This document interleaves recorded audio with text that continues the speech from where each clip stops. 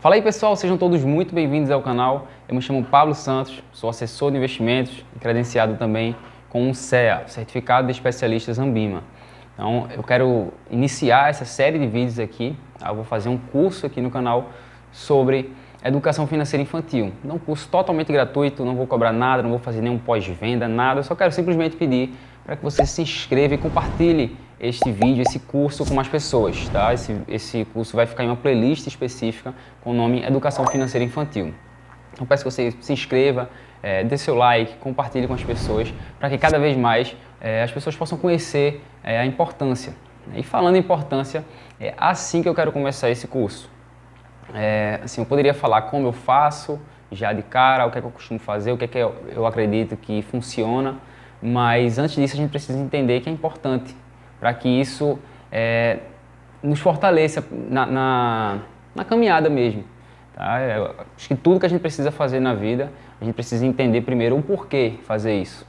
E aí existe uma polêmica muito grande sobre qual a idade que se deve ensinar educação financeira, para criança, não, criança só tem que brincar, não é a hora de aprender isso. E ok, eu concordo que criança tem que brincar, mas a gente tem que entender algumas coisas. Por exemplo, uma criança vai para a escola.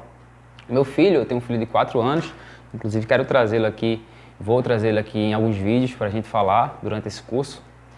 E aí ele vai para a escola, e aí chega em casa, ele fala coisas como, sobre as árvores, aprende quais são os planetas, o nome dos planetas, aprende sobre animais vertebrados e invertebrados, e ótimo, nada contra. Mas o que é que de fato é mais importante? É aprender isso ou aprender sobre nutrição, por exemplo? Que é algo que ele vai utilizar para a vida toda. Quanto mais ele aprender sobre nutrição, a probabilidade dele ter uma boa alimentação é melhor. Sobre educação financeira, que é algo que, independente da profissão, seja garçom, médico, maqueiro, policial, qualquer profissão vai precisar fazer, saber sobre educação financeira, porque vai lidar com dinheiro no dia a dia. Então eu acredito sim que não existe idade para se ensinar esse tipo de coisa para uma criança. Tá? Agora, a forma com que se faz isso não é igual a eu sair falando um monte de números feito maluco. Porque o meu filho, por exemplo, tem 4 anos. Eu já converso com ele sobre finanças desde que ele nasceu. Então, assim, existe uma didática, é disso que eu quero tratar aqui nesse curso. Mas, Pablo, por que existe essa polêmica sobre qual a idade, se deve ou não? Eu acho que isso vem muito da cultura, especialmente mais religiosa. Tá? E aqui eu não estou falando de cristianismo, até porque eu também sou cristão, mas da religiosidade.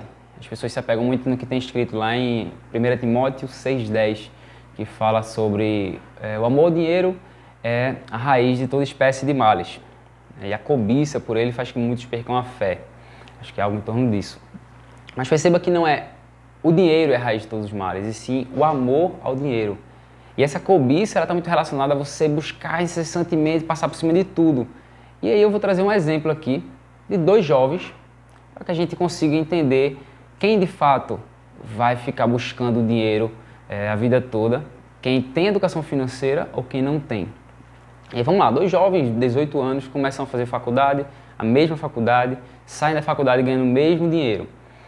Um deles começa a investir tanto na sua profissão quanto numa reserva futura, pensando o seguinte: poxa, um dia eu vou envelhecer e eu preciso que, na época que eu queira, eu tenha uma liberdade financeira, com meus 60 anos, por exemplo, 55, 65, ele vai definir isso.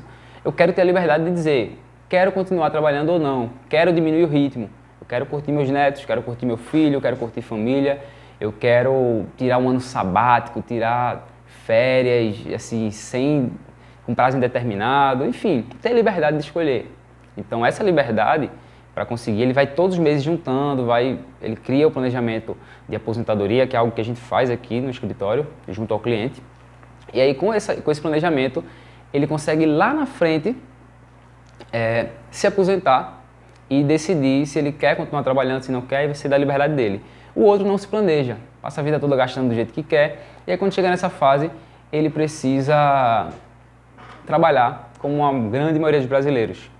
Por não se planejar, acaba tendo que trabalhar até 80, 90 anos, não porque quer, mas porque tem que, senão as contas não fecham. Ele aumentou o custo de vida, quando fica mais velho, as coisas, você tende a gastar mais e você não tem planejamento. Então, se você parar de trabalhar ou diminuir o ritmo, você não consegue pagar as contas. Quem você acha que é mais livre?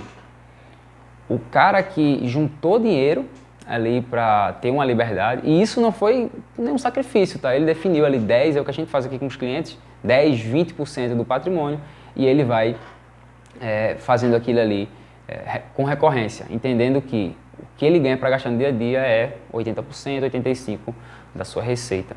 Então, perceba que quando chegar nessa fase, esse cara vai ter liberdade de ter mais tempo para filho, para a obra de Deus, para família, viajar, qualquer coisa. E o outro não, ele vai passar a vida toda sendo escravo do dinheiro, enquanto que quem se planejou faz com que o dinheiro seja seu escravo. Tá? E aqui eu não estou falando de passar uma vida se sacrificando, deixando seu dinheiro todo sem poder viver, porque aí também não vale a pena. Deixar, se sacrificar tanto para quando chegar nos 60 anos curtir e às vezes você adoece, enfim. E aí eu não estou falando desse tipo de sacrifício, mas de entender a importância. E aí, Pablo, ok, mas você deu exemplo de pessoas já na fase adulta. Mas perceba que não só na nossa vida financeira, mas tudo. Tudo que a gente fala quando e os nossos filhos ouvem, né, tudo que a gente fala para eles, enquanto eles têm 1, 2, 3, 4, 5 anos, isso vai ter uma repercussão gigante na vida deles, inconscientemente. Porque essas coisas ficam gravadas no subconsciente. Então, minhas ações hoje, elas são muito, como é que eu posso dizer? O que eu escutei lá atrás dos meus pais, das pessoas próximas a mim, hoje tem uma influência na minha vida, muito grande. Então eu costumo sempre, o que eu acredito, o que eu quero passar para o meu filho, eu já falo desde novo. Existe uma forma diferente de falar com um menino de 2 anos, de 10, de 15, é ótimo, é lógico isso. Mas a gente precisa fazer essa introdução. Então eu acho importante por conta disso, e no decorrer do curso eu vou explicar como eu faço isso, vou trazer ele aqui, o meu filho, para que a gente converse um pouco e fale na prática como é que isso funciona, pelo menos para mim, e quero também que funcione para você, afinal eu quero que o motivo de eu vir para o mercado financeiro foi fazer com que cada vez mais pessoas comecem a entender a importância disso, tá? Fazer com que o dinheiro seja seu escravo e não o contrário, porque isso sim se reflete lá no que está escrito lá em Timóteo, em 1 Timóteo.